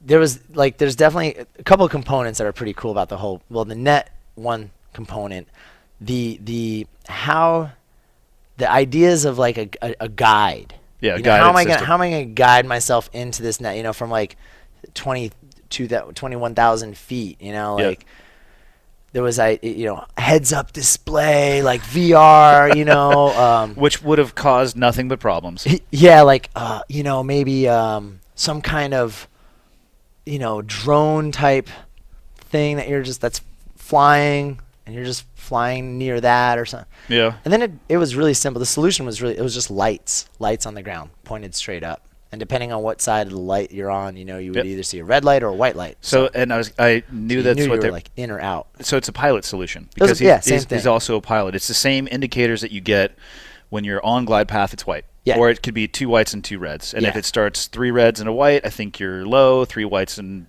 1 red, and you're high. And you just basically can visually guide it. I Yeah. knew that's the solution he was going to go with before I had heard about it because of his background flying. So he didn't really even know like how to set them up, but he had that light idea. And then we kind of like went out and Yeah. moved around in the field. But Well, then basically you go just made it like then a you go find cube. engineers that can figure that stuff out. Yeah, you have the idea. Find the smart people. Can you please do this? But he did have a lot of help with the net. He had Yeah. some big stunt guys from Hollywood that rig up like huge. Probably big jumps. Yeah, they do all sorts of like crazy cable work and stuff in Hollywood Yeah. world. So he had a good team. I mean, you can't do that by yourself. That's just way too big of a project. Yeah. And then did he just start practicing just lining up the lights? Was That's that it. the majority low of it? pulls. He Yeah. just low pull. Over the lights. Yeah. How many And- practice jumps do you think you did? He almost 100 with the light system. Yeah. It was close. I forget the exact number, but in my head it's like 100 jumps. Let's just say. Yeah. And he nailed out 100 out of 100. He would have been in the net Yeah. 100 times in a row. Do you remember the dimensions of the net? 100. It was 100 by 100, so 100 square. by 100, yeah. And he was getting out of what, 22 for the... 21. Why so high? Just because? Yeah. Yeah. Why not? I mean, let's just take Send it it. up there. Let's just let's make it really dramatic. We need oxygen now. Yeah. We can have hypoxia that could. Yeah, of course. It already seems to be relatively dangerous. How can we ramp this up? Let's just just a dump the little car more. in 5th gear and see what happens. But it's really interesting. On one of the training jumps we did in Washington, we exited like I don't know, half a mile, maybe even more, a mile away, and like tracked over Just to the see net. if you could do it? Oh yeah, it was easy. Yeah. But that part was easy. But staying over those lights was not easy. I never managed to pull with all the lights being white when I tried Really? practicing over the lights. Yeah. it was very deceiving of like what is straight down when you're in free fall. Yeah. My perception, I thought I was like, I'm straight over it, and it was always out in front of me. Interesting. And when I was actually really straight above it, I felt like I was out past it, looking backwards a little bit. But I was that was when you were actually right over it. And then guess what? Then you got like this thing called wind. You can't see it. Like, yeah. And it's windy and free fall, but like the regular you're not wind, seeing the lateral drift. It's pushing you left and right, and like that part not easy. Yeah. Not easy at all. It was like it's a different game.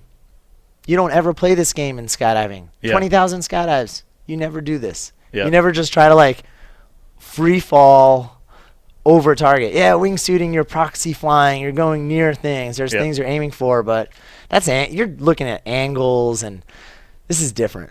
It's like, yeah, I've never tried to look down and hold. Yeah, especially the wingsuit stuff. You're looking so far ahead because life is ripping by your face so fast. Essentially, you got to stay at least 3 seconds ahead, which is hundreds of yards at that point anyway. Yeah. So yeah, you guys go to the. How was it on the actual execution day? It was a little stressful. There was some drama behind the scenes with basically the organization. The TV. Oh, really? And SAG. Yeah, they kind of. What was their issue?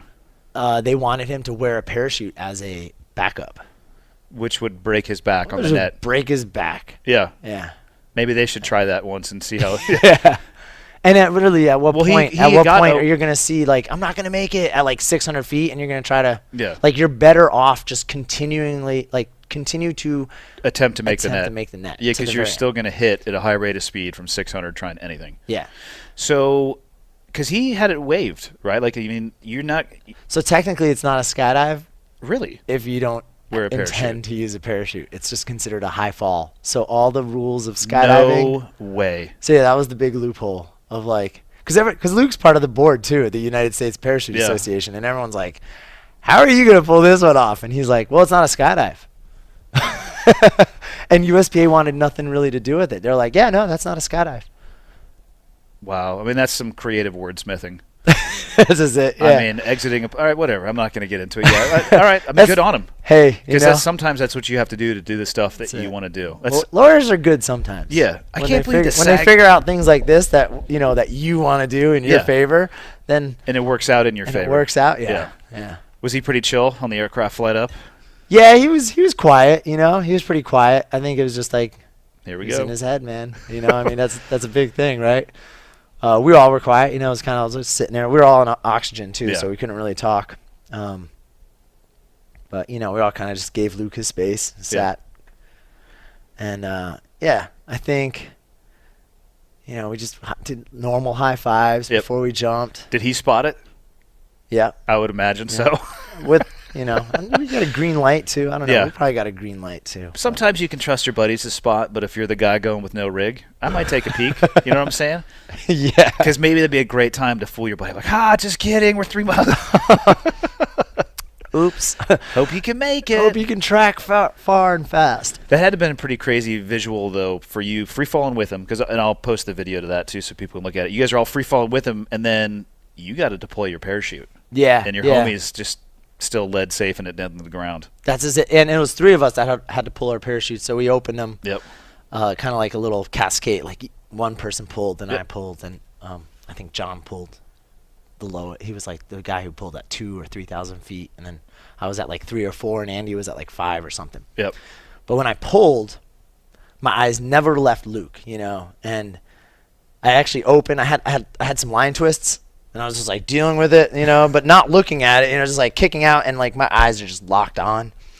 And about the time Luke hit the net, I was about 3,000 or 4,000 feet straight over the top of the net. Like I could see all white lights. Nice. And I could see Luke going, and I was like, oh, he's got it. He's got it. I was like, that had been such a good feeling. Yeah. Yeah. Was that live? So by the time I landed, it was like, they were done celebrating. The champagne is gone. Everyone went home. Maybe not that far. Yeah, but no. yeah. Were they doing that live? Yeah, that was live. No 5-second delay? Well, because it was live on East Coast time. Okay. And then it was 1 hour delayed, 2 hour, down the chain. Because I'm just saying, if it had gone bad, that'd be a bad live show. Oh, yeah. I don't know if it was like a minute or 2 minute delay. Okay. I was going to say, I bet you they had a mechanism in there somewhere to maybe not broadcast that. Stop. And, yeah, we're done. Oh, that would have been so bad. It would have been bad. Oh, my God. Do you still base jump? You know what? Because I wanted to talk to you about this one because I struggle with this. Torn, man. I am torn too because of my buddy Alex. It's and the impact that had. Great family friend. My wife for the first time was like, "Hey, I want you to stop."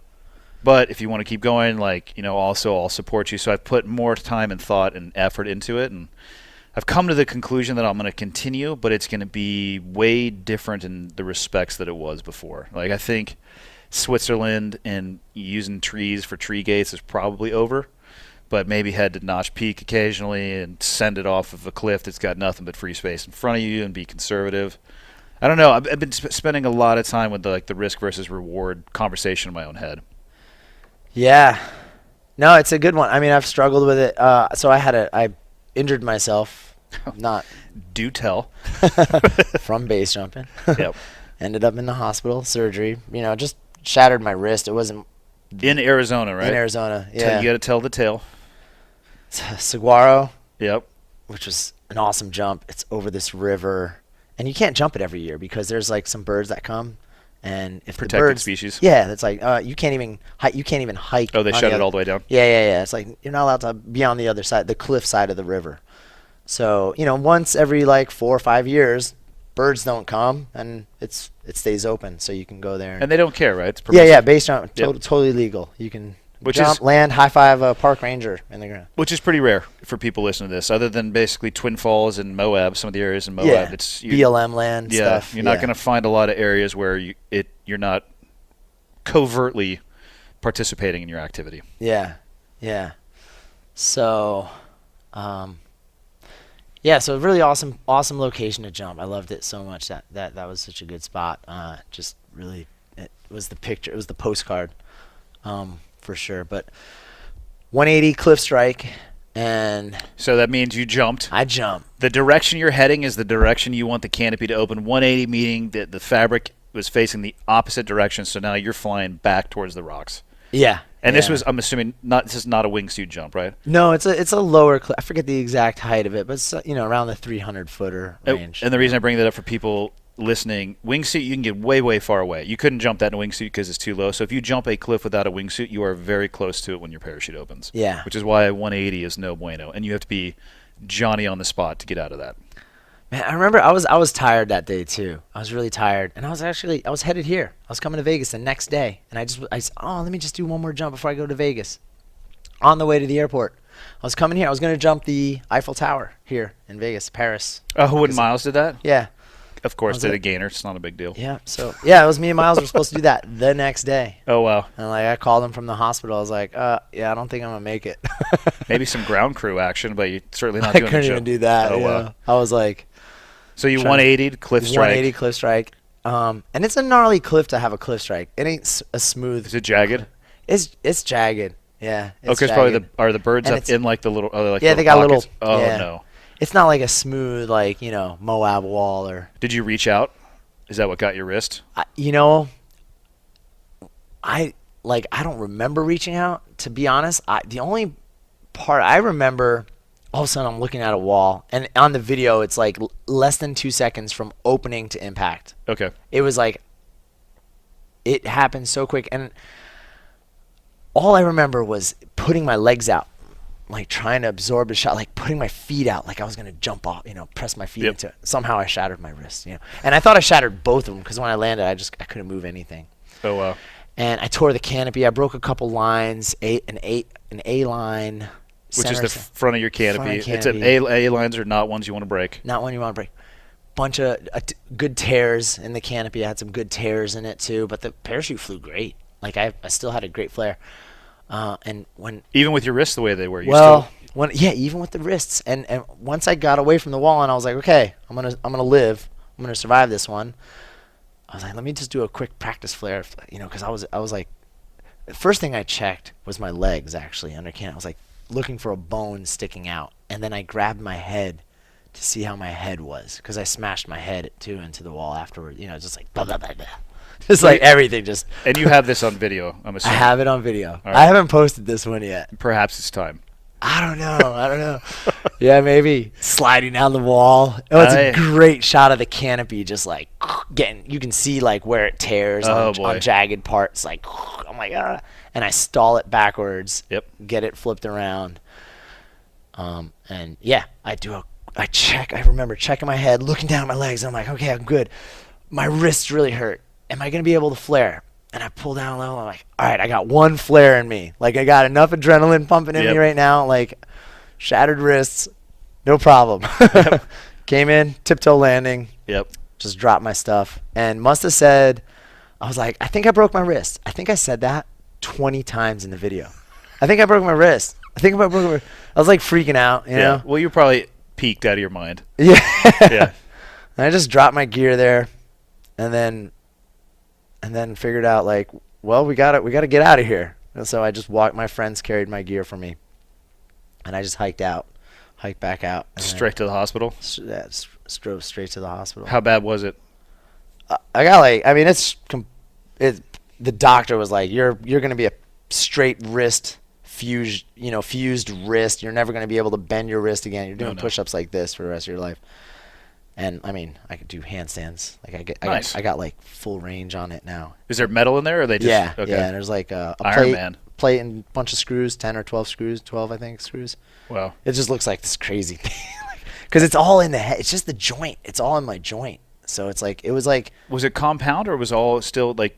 Did you get the classic halo swelling around it, or just pain? Oh man, I was swollen for like a year. Really? Like even after physical, I was like, done with physical therapy. Like, all right, just keep doing this. I wasn't going to the doctor's office anymore to do physical therapy. It was still swollen. It took like a year for the swelling to go down. It's odd. But most of the time, I've seen a lot of people break their wrist, and they'll get at the point of break, there's just a halo of swelling. And like when that shows up, like, dude, you got to go to the hospital. Like, your wrist is broken. People are like, I don't know. I'm like, I do. Your wrist is broken. You need to go to the hospital. It's funny how it just like halos up right there at that point of the break. I don't remember that, or I didn't notice that. Have you base jumped since that day? Yeah, I've done. But so that was like 5 years ago. This spring, it'll be 5 years ago was that accident, and I've done about maybe I'd be exaggerating if I said 100 jumps, but let's just say 100. Yeah. 100 jumps I've done since then. 50 of them were all off the zip line over in Dubai with the zip line event that we did. So I banged out a bunch there. Then was it last summer? When we were all in Idaho for the Miles Above filming, and I'm like, all right, it's a bridge. We got the truck to jump off of. I've always wanted to do that. You guys were jumping off the top of an RV or whatever that was. Yeah, that was. I've always wanted to do one of those. I'm like, so it's just different. Being at the bridge. Yeah, that's good. So it's a controlled environment. I mean, I feel comfortable with the bridge too, because you can go there, and if you want to do crazy stuff, go ahead. Please don't do it around me, because I'm like, let's just get on the railing and jump off and survive. It's extreme enough for me. Yeah, but I mean.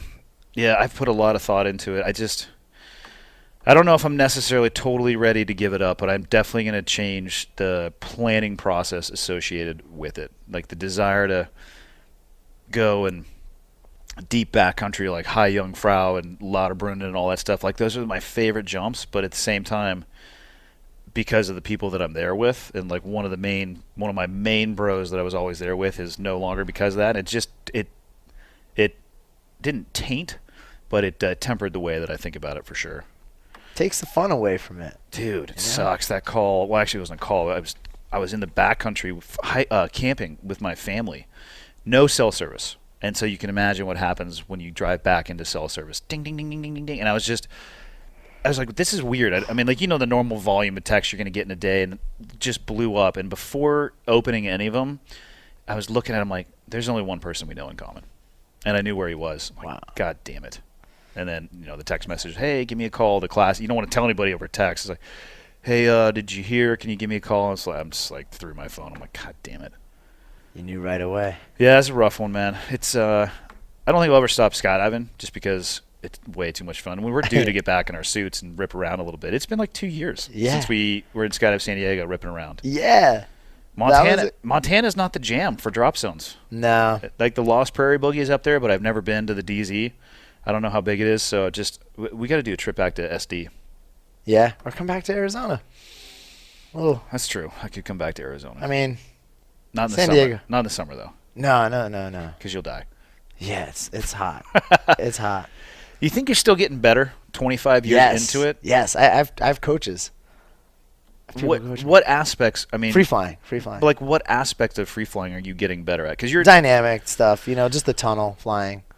It's unbelievable that 20,000 jumps into it. Do you see an end to your improvement? No, because these kids are like doing, it keeps going.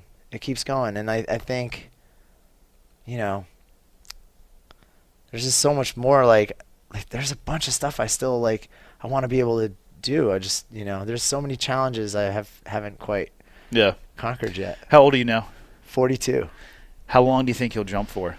Probably for the rest of my life. I don't know if I'll jump at this level. Yeah, at this level, but I think I'll always be a sky. Always do a jump here and there. Yeah. When I'm older. Yeah. I think I will too. What do you think you'd want to do when it comes to a level though between it's your professional occupation? Like, because obviously you jump when you're 70.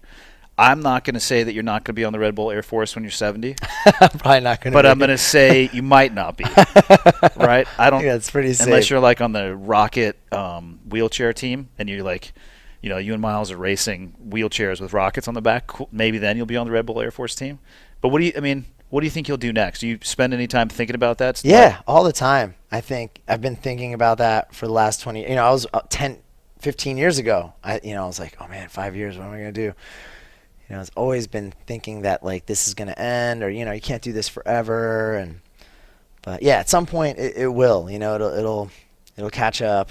You won't be able to. There'll be a younger, better kid. That's likely what's going to. I would to take the job, right? If I was a betting man, I would say it'll be some young punk. Yeah, but I think who started in the tunnel when he was 4. Yeah, because exactly. his dad owned the tunnel, and it's just a ripper. Just shreds. Yeah. What do you think you would do? I think I'll still be tied into the sport, and consulting or continue to do some training stuff, contracting or something, and then I have a few ideas. I don't really know if I want to Well, then don't. Yeah, because there are things I'm working on. I don't want to spoil anything, but keep those to yourself for sure. Yeah, I don't want you to spoil anything. Yeah. But I ask only because I honestly still try to figure out what I'm doing with my life. I have no idea what I do for a living. I know the things that I do, but my least favorite question is like, oh, hey, Andy, nice to meet you. What do you do for a living? And I go, I don't know. That's usually what I say. That's legitimately usually what I say because there's so many different aspects. And I will wake up with a panic attack sometime. Like, what am I going to do in 5 years? What if what I'm doing now I can't do? And I slowly am coming to peace with, I don't think I'll ever retire because I don't think I would enjoy retirement. I enjoy doing something. What does that mean? Retire? You just stop doing living? I think it means you're tired again. Retirement. Retired. I don't tired know. Again. Yeah, you're retired. Yeah. I mean, my mom's 78. She's not retired. She's probably never going to retire. She paints. She loves painting. She's never going to stop painting. I don't think I'll ever stop doing I love doing the podcast stuff, sitting down and exploring what people are into. I could do that forever. I don't know if I will do it forever, but I just have come to the realization that I'll figure it out when the time comes. I'll take opportunities when they show up, and I'll figure it out when the time comes, because that's the only way I can go back to sleep when I have a panic attack. 5 years from now, what am I going to... Okay, it's going to be fine. Yeah, it's interesting when you start. I didn't think about it much. I wish I had gone back, or if I could go back on the military side, I would have given more forethought into the after, because I was this is what I want to do, and then I was doing it. I'm like, this is the best ever. And then it ends, and you go, oh, shit. What do I do now? Yeah, which is why I do so many different things, because I don't know what I want to do. I know what I don't want to do. 9 to 5, cubicle, suit and tie. Definitely, just shoot me in the head. I'll do it for myself. Nobody would have to shoot me. I would handle that particular operation on my own, because it would not be. I would suck at it. I would be a bad employee in an office. You would not Like, we're gonna have to fire. I would never be in my cubicle. They'd be like, "Where's Jeff?" Yeah, you'd never probably around. be finger painting on the windows or something. Oh, absolutely. Probably spray painting. But What do you got after Vegas? And we're at the SHOT Show. I don't know. yep. Should have mentioned that, which is a tactical convention. I actually don't know what SHOT stands for. Yeah. What? I mean, I'll look it up. I don't know. I a should good know question. it. I've been here, and I've been here so many times. The fact we don't know it. I think because at the end of the week you're shot Yeah. and you gotta go. And you can easily switch the O with an I, and it's And still it's accurate. the shit show. Yeah, Yeah. I thought it was like the shit show. Yeah. For years. Yeah. What do you got going on in your schedule after this? I'm headed to LA. It's not really a jumping thing, but just going up back down to Red Bull headquarters to go do some training with the high performance. I see you team posting stuff Yeah. from there. Tell me about that, because it it's seems awesome. like they have you doing some interesting stuff. Dude, it's awesome. It's like Exos. Is that? Have you been? The I've gym? never been. No. Yeah, so I've heard about it, and it's just like, gym, like health, health and fitness, like college. That's all you do every day. Like you wake up, you do warm up, you do a little exercise, you get some massage work done, you eat like awesome food, you learn about nutrition, and then you go float in a float tank and get some cryo done and Float dry tanks needles and, are money. all that stuff. It's like they're treating you like an NFL player, Yeah. which Well, the fact that Red Skydivers. Bull will do that we for never you, get that treatment. the fact that they have that facility. Yeah. I mean, I've tried probably a third of the things you're talking about. I've always wanted to try cryo. Haven't had a chance to do that. The float tank, I tried that. I like it. I need to literally just write down on my schedule a day to go do it, because there's actually a place. Amazing. It took me a bit. It took me a bit to relax into it, and of course I'm an idiot. So the first one I ever booked was 90 minutes, and just zipped in there, and probably 5 minutes in there started losing my mind because I couldn't unwind and relax. I just Yeah. didn't know. It was a realization for me. I wasn't good at unwinding. Do you meditate? I generally don't think about much during the day, so I would say yes. I spend most of okay. my day meditating. There's not a lot going on between the ears, so I think it's a form of meditation. It is. Yeah. I don't really. I daydream a lot, and I talk to myself a lot, which my wife Jamie says is weird sometimes. But it's like, hey, I'm having an awesome conversation. Get out of it. It's with myself. But so the float tank, I got in there, and But in sky, I feel like even in the sport skydiving, like visualization is kind of like a little bit like a form of meditation. I've always been into visualization, and I guess when I do jump, or especially like the base jumping, like I spend a ton of time visualizing. So maybe I meditate more than I think. I don't think of it in the same terms. But that tank, man, it took me 2 or 3 times going, I think, to really get the benefit and to be totally able to unwind. I was amazed at the static in my head. All these Yeah. and it finally, like the third time I went, I got to a spot. I think I was nodding out a little bit, so I was in that space of like pseudo consciousness. Sure. And then got out of that one. I was like, whoa, that was a killer reset. And then I forgot to go back. Yeah, and I that's need to. the best actually. Like, beyond like just like laying in there and like having to like meditate in there. Like Yeah. when you're tired and you just go in there and you knock out and you just Yeah. nod out, floating in water. That's It's the a trip. best feeling. I can crack my neck. It's the only place I've ever been where I can kind of like, I can You can get a few. stretch my spine Yeah, and crack it without totally. a pressured adjustment. Yeah, it's like a inversion table, but you're just laying in water. Yeah. And last time I was in there, usually it's a mental thing for me. Most of the time I'm in there, it's all mental. I relax my brain more, I feel like. Yep. It's just more relaxing that way. The last week when I was at Red Bull and I was in the float tank, I had the first like physical feeling like that. Like Yeah. I felt like my spine, I grew an inch. And I can feel it. Like as I was laying there, I'm like, You can kind of manipulate your muscles and adjust your own back. yeah. I'm like, I'm getting taller. It felt so good. Yeah, And I think it was just maybe what I really needed. It goes to what you really need. Like before, maybe I needed rest, and my brain just was like zapped, and zonked. But this time it was my body. Well, I think you need a few reps. Just like learning anything new, I think you gotta figure out your way inside of that tank. But I need to. I've actually made notes in the past. Like there's a place like 2 miles from my house. Like at the end of the day, which I tried it one time in the morning, harder for me to relax in the morning. End of the day, I could unwind more because then after that, it's just like best night of sleep of my entire life. Don't go at like 8 in the morning. Thinking about all the things you got to do, like, yeah. The brain will. I got to get out here. The brain will not shut down because you're just Rolodexing your calendar. Yeah. Go do like a really, really intense workout and just like burn yourself out and go eat a big meal and then just go blah. Or if you're Joe Rogan style, go crush an edible and then get in there. That's his recommendation, not mine. He's more of a psychedelic adventurer. So, he's got one at his podcast studio. It doesn't suck. Really? Yeah, he's got a sauna. Oh, I've seen it. Oh, what? Oh, he's got a sauna. Oh, man, his facility's phenomenal. He's got a full gym, kitchen, sauna, float tank, indoor bow range, car parking, and podcast studio. Dude, he's awesome. I love that guy. He is cracks me up. He is so fun. His new stand-up comedy that's on Netflix. So I have a 15-year-old son laughing. and a 13-year-old son. We just got back from Sonora, Mexico. We were hunting goose deer, which is like a very, very tiny whitetail, a member of the whitetail family. No idea how closely they tie into. Hard to see.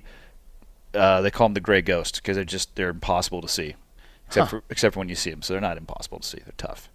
So you can so you go hunting in Mexico. Yes. And then you could bring back the meat? I did not bring back the meat because that becomes an issue. So what we did is I donated, but both of my sons got a buck. I donated the meat to the rancher that was hosting us. Nice. And they were like, awesome. They loved it. They were stoked. That's amazing. And then Riley and Tyler, they're going to get like a shoulder mount because apparently it's a very rare and difficult deer. I know about the difficulty part. I didn't realize about how rare it is to actually be able to go and be successful. And we only had 3 days hunting and a day of travel on each side, and they knocked it out of the park. They slammed it. That's so awesome. So we go back to Phoenix, though, as this ties into his stand-up specials. Joe uses adult language on his podcast, and he talks about some interesting adult topics on his stand-ups. And for whatever reason, we go there, and they have Netflix at the Marriott we were staying at. So I think I was taking a shower or something, and I come back, and like my oldest son is both of them know who Joe is. I think they know that I know him. And I come back out, and it's his special is on. His new special is on. And my sons are dying laughing. That's awesome. And I'm sitting there in my head. I'm like, oh, I might be in trouble if they repeat some of this stuff around their mother. Yeah. And then it gets done with the first one, and my middle son, or not my middle son, he's my middle child, my youngest son, Tyler, he goes, Dad, we got to watch the first one. There was another one. I'm like, okay. Oh, so we dive in, and it's like, then come to find out, without telling me, my son Tyler like listens to the Joe Rogan podcast while he's getting ready for bed. I'm like, what? So they're just exploring the world, and like Joe Rogan's their favorite guy. They die laughing at the stuff that guy says, and I'm pretty sure his comedy is not for the 13 to 15-year-old crowd. I'm like surprised that like a 13-year-old kid would be into that, like listening to a podcast. Dying. I'd be just, like, I wasn't too into that stuff. They we didn't have podcasts, but I just like even like a talk show on the radio when we were kids. Like, man, they're so used to the stuff that comes off devices. Like my oldest son listens to music on YouTube. In like, you know, obviously you have iTunes and all that stuff. He goes to YouTube, and I don't know why he does it. And I can barely keep track of the stuff they're doing. It's got the video too to watch. You know, maybe I don't know, music video. I don't know. Which you don't get to see music videos anymore because it's not. Why like do they make MTV. music videos anymore? I don't know. Like they don't. Where do you see them? Where do you watch them on? I mean, like maybe other that is than why he's on YouTube. I don't know. I mean, there's no like. I mean, when we were growing up, it was like MTV was like a music video it was the thing. Channel. MTV Cribs, The Real World. I think I watched the first at least 8 seasons of The Real World straight. Yeah. Yeah. Yeah, I remember Real World. But that was like the beginning of the end of MTV. Of Kinda. like what it was before, like of music videos. I bet you I haven't 24/7. seen MTV in 10 years. I'd be amazed to see what's still on there. I don't even have cable. I haven't paid for cable in my house forever. It's just like YouTube and Netflix and stuff. Pretty much. Yeah. So, where can people find you? Not like physically on the 32nd floor, Suite 106 of the Venetian. I don't know. Good thing I'm putting this out on Monday. I mean, social media wise, how can people follow you? Yeah, my name Jeff Provenzano. With the little blue check mark. Yeah, I get one of those. Big deal. Yep. So that's how people know. Yeah. But I don't think there's a lot of it helps Provenzanos. Yeah, my friends all say the blue check mark is really just if I want to send a girl a message on Instagram. That's what. Then what does that do? Then they're like, oh, he's got a blue check mark. He must be a nice guy. He must be a nice guy. He must not. He's not gonna. he's not an axe murderer or something. I feel like I don't know that's, if that's not really what the true. check mark means. I don't think so. I think it. I know. don't think the check mark is you're not an axe Everybody murderer. wants it though. It's so funny. Like everybody wants a check. Why do you have a blue check? I want that. I'm like, Did you just wake up one day it was there? yeah, it was. Yeah, it was just there. You're kind of a big deal. Red Bull Air Force. My teammates are big deals. They don't have a blue check mark. Yeah, it doesn't make any sense. Yeah. What else? Where else can they find you? Just you living on Instagram, or what else you got? Yeah, going on? Instagram is a big one. I'm gonna try to get a YouTube thing going on. That's one of my things. The number one video you need to post is your cliff strike. Yeah. All right. I'm gonna write it down. I'll get my notebook in a second. I'll definitely write that down right The after more this. embarrassing it is, the better. Throw it out there. Like, just Yeah. post it. I just felt bad because it's like, really, why I didn't want to post it. It's like this big Red Bull logo smashing into the side of a cliff and dragging down it, and I'm like, But that stuff happens. I was like, oh, I don't want But it happens. You know? Yeah, I mean, it's true. I won't name I any. think it's time. I won't name any names. I've seen some other Red Bull canopies with some damage on them too. You know what the thing is? Nobody reads captions though, right? Nobody reads. True. So I'll be like, 5 years ago, and You're gonna post get a video. messages, Jeff. Oh Are my you God, okay? are you okay? Yeah. I'm like, I started it. It says 5 years ago. Start the video, so you need to create a bumper. Oh, And that's like right. Star Wars in a I'm galaxy okay. far, far away, 5 years ago, and let that be on the screen for like 10 segens. People are still gonna message you correct. like, dude, are you okay? Oh my God. Yeah, that's correct. You will still get messages. Like, yeah. Well, right on, man. I Hell think yeah. we'll definitely sit down again in the I future. mean, we could talk for days, We I'm could. sure. How long do you think we've been talking? I'm gonna guess like an hour and a half. Hour and 35. All right. Perfect. That's a perfect amount of time. Perfect. Boom, we're done. That is it for this week. Thank you again to Murder Book, the new true crime podcast hosted by best-selling author Mike O'Connelly, available on Apple Podcasts or wherever you can find podcasts.